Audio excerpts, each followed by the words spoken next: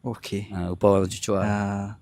Tak larat pun nak buat Tak semua. larat tu. Barai tu Ya, dia ya. cucuk lagi, nak detail, nak satu nak cucuk lagi. Layat. Lepas Sati tu kita move on ke kerja Move pula. on ke. Ni kerja taklah, sebab dah susah kerja kat Sati, tahan emosi tu, taklah bagi kerja yang baik lah. Kerja surveyor data. Okey. Data research kan. So kerja aku interview orang, check data. Aku akan interview orang, soalan based on project. Kerja dengan private company. Tapi mostly dulu job tu project tu banyak project government lah. Kira banyak involve dengan orang, dengan public lah. Dengan public. Bukan online punya. Bukan online. Door to door. Door to door. Pusing satu Malaysia.